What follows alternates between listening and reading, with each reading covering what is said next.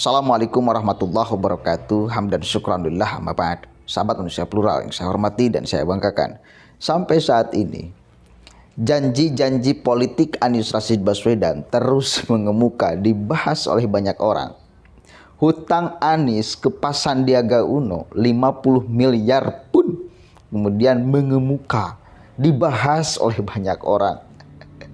Para pendukung Anies banyak yang geram, merasa bahwa Anies didolimi, merasa bahwa Anies sedang dikucilkan, dicegat dan sebagainya.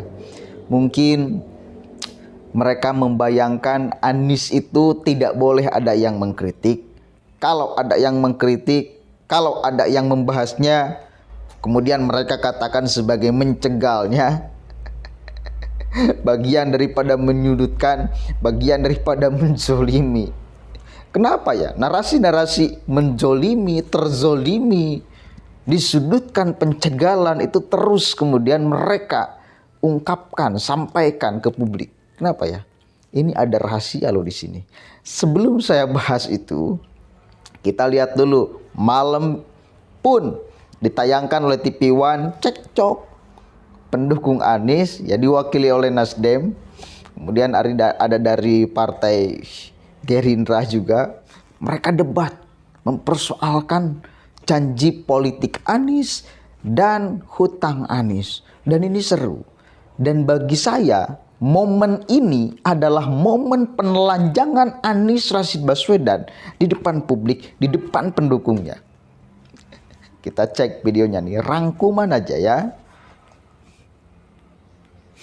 Pertanyaan saya tadi, apakah setelah Anies gubernur tidak ada nambah 1 cm pun 13 pulau? Saya jawab tidak ada. Yang benar. Makanya dengarkan 1 cm pun gak ada saya nambah. bicara sekarang. Satu gayung pun tidak ada tanah nambah. Tapi kalau kemudian yang sudah dibangun enggak, come on, kamu anak kecil apa gitu loh. Saya ingin menegaskan satu ya, bahwa perjanjian itu ada. Perjanjian itu harus ada wujud. Sudah. Taruh di atas meja, Saya ingin mari menegaskan. kita lihat sama-sama gitu. Sudirman Said bilang perjanjian nggak ada. Perjanjian ada kata Sudirman Said. Nggak perlu perjanjian Pilgub Bang ya itu kan, Sandi Bang? dengan Mas Anies kali. Bukan perjanjian yang ditandatangani oleh Pak Prabowo, Anies dan Sandi. Mas Anies kami usung, kami dukung, dan kami bantu pembiayaannya. Pamit pun tidak sama sekali dengan Pak Prabowo dan Partai Gerindra. Ini fakta. Sesuai dengan statement Pak Anies yang beliau harus buktikan, yaitu apa? Lihat rekam jejak. Seharusnya Pak Anies jelas-jelasan bilang enggak itu hoax. Kalau rekam jejak Pak Anies itu Boleh, bisa dilihat itu. gampang. Sejak beliau lahir sampai sekarang beliau ada di Nah, Indonesia, itu kita dia. bisa lihat. Kalau saya paling terganggu yang reklamasi itu, Bos. Torak reklamasi, dan itu sangat gamblang berkali-kali. Reklamasi dulu ya. Tolong buka 23 janji kampanye Anies. Tidak ada pernyataan bahwa reklamasi yang sudah jadi dibongkar, nggak ada. Yang ada adalah stop reklamasi, pulau-pulau yang sudah jadi dimanfaatkan untuk publik. Benarkah tidak ada pulau bertambah? Nggak ada. Sebenarnya. Saya Benar. terangkan dulu. Artinya stop dari ketika itu di stop. Posisi pada saat sebelum dia menang pemilu, tidak ada ke 1 cm pun bertambah itu tanah. Satu. Yang Ya. kedua, benarkah itu untuk kepentingan publik? Sebentar. Pertanyaan saya tadi, apakah Sebentar. setelah Tambah. Anies Saya akan gubernur tidak ada nambah 1 cm pun 13 pulau? Saya jawab tidak ada. Yang benar. Makanya dengarkan 1 cm pun gak ada saya nambah. bicara sekarang. Satu gayung pun tidak ada tanah nambah. 3 tahun lalu aja sebelum pandemi, saya pergi ke sana, itu truk tiap hari bawa tanah. Jadi kalau dibilang nggak ada nambah 1 meter, Iya, saya kan saya bingung. nanti dulu. Kalau saya bilang saya stop, betapa heroiknya ketika cerita. Stop men, tidak ada penerusan, mau itu 4 pulau atau apa, stop. Tapi kalau kemudian yang sudah dibangun enggak, come on, kamu anak kecil apa gitu loh.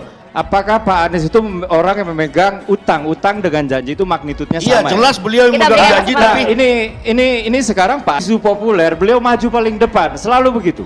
Tapi kalau ada isu nggak populer, biasanya Pak Anies ini ngumpet di balik ketiak Pak Wagub. kalau mau tahu kinerja Kalau- Anies baca LPJ-nya. Maaf Bang, ini fakta.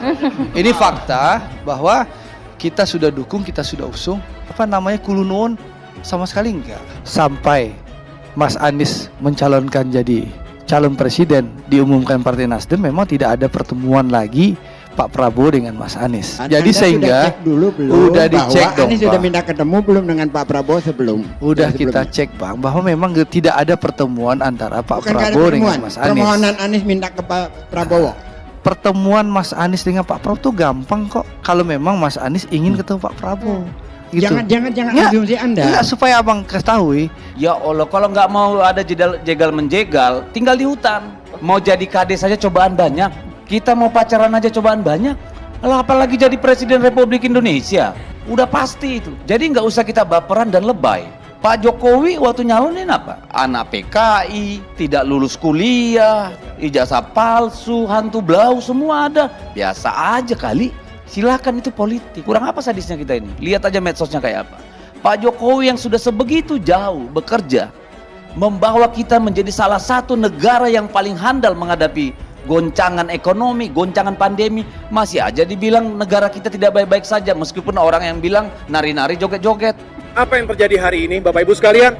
Indonesia sedang tidak baik-baik saja.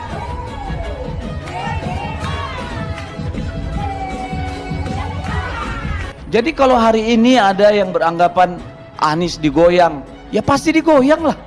Karena dia pasti bersaing dalam sebuah kompetisi. Kalau nggak digoyang, berarti bukan calon presiden. Sekarang kita mau minta orang yang menyerang Anies hoax masuk penjara. Silakan, saya pasti nggak cukup penjara. Silakan, nanti penjara kita penuh sama kayak Pak Jokowi. Kalau tiap hari mau ngelaporkan orang yang hoax, nggak cukup penjara kita. Itu aja pun masih dianggap Pak Jokowi ini semena-mena. Pak Prabowo itu bersama Pak Jokowi sudah berhasil mempersatukan Indonesia saat ini.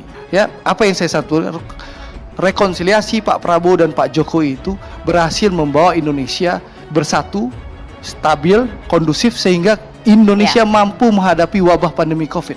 Lalu di saat seluruh dunia menghadapi krisis sekarang, ekonomi, pangan, energi, ketidakpastian perang Rusia dan Ukraina, Indonesia mampu menghadapi krisis. Kenapa? Karena persatuan Indonesia yang tercipta oleh kolaborasi dan rekonsiliasi Pak Prabowo dan Pak Jokowi. Dan itu ditiru oleh Malaysia, Andro. Pakatan Rakyat dan Barisan Nasional bersatu menghasilkan Anwar Ibrahim menjadi Perdana Menteri Malaysia yang ke-10 karena terinspirasi persatuannya Pak Prabowo dan Pak Jokowi. Bangsa ini butuh persatuan, bukan lagi gimmick dan cerita aneh-aneh gini. Kelihatan nggak cara ngomong orang yang lepas dan lantang dan cara orang yang ngomong tetapi diraba-raba karena tidak tahu kebenarannya. Kita lihat misal cara ngomongnya dari Gerindra itu, Bang Andre ya. Dia ngomong dengan lantang, dengan tegas bahwa Anies ABCD, perjanjiannya seperti apa. Kehilangan etika, nggak ada pamitan kepada Prabowo. Karena dia tahu. Kemudian yang membantahnya dari Nasdem, itu lebih kepada saya kira asumsi, imajinasi, ya sugesti, membayangkan bagaimana kemudian melawan narasi fakta ini. Ya, cuma berlandaskan ya asumsi aja, cuma berlandaskan imajinasi pembelaan aja, bukan berdasarkan fakta. Dan cara ngomongnya kelihatan banget. Kemudian yang kedua, banyak ya yang dibongkar oleh Gerindra, kemudian PSI juga mempertegas. Poinnya satu, selalu narasi terzolimi itu diangkat. Wah, seolah-olah benar bahwa Anies Rashid Baswedan itu seseorang yang dijolimi oleh banyak orang. Supaya apa sih? Supaya mendapatkan simpati publik. Orang yang dizolimi itu, terzolimi itu, doanya itu bos, gak ada penghalang antara langit dengan ijabah, dengan Allah, gak ada. Langsung tembus, langsung bakal diijabah kalau dia berdoa dalam pemahaman agama Islam.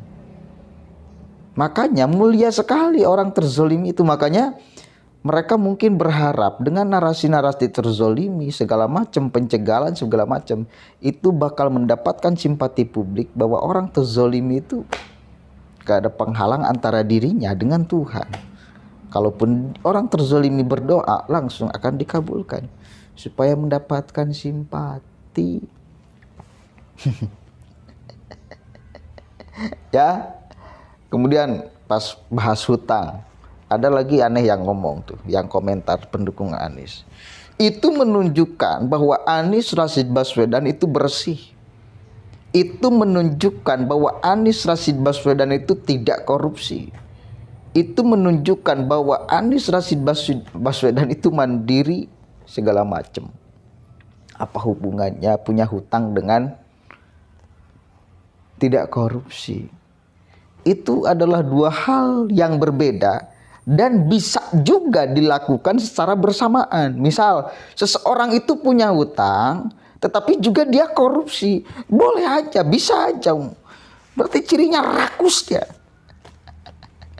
Kan gitu. Jadi tidak mesti orang yang punya hutang itu bebas dari korupsi. Anda jangan ngarang dalil deh. Coba main logika untuk membenarkan hutang Anies, untuk membela Anies deh. Katanya itu tandanya Anies orang bersih, orang jujur. Tidak punya uang sehingga tidak mampu bayar hutang. Berarti tandanya tidak korupsi. Logika dari mana itu? Ya? Logika dari mana itu? Tidak mesti orang yang tidak punya hutang atau yang punya hutang itu bebas dari korupsi, bos. Gak mesti. Kalau ada orang yang tetap punya hutang, tetap korupsi, berarti orang goblok, orang rakus tuh. Dan itu bisa jadi bersamaan. Ya, menjadi watak seseorang. Saya tidak menyebut Anies di sini ya, tapi berpotensi boleh jadi. Mudah-mudahan ada manfaatnya. Wallahul muwaffiq ila aqwamit thoriq. Wallahu a'lam bishawab. Assalamualaikum warahmatullahi wabarakatuh.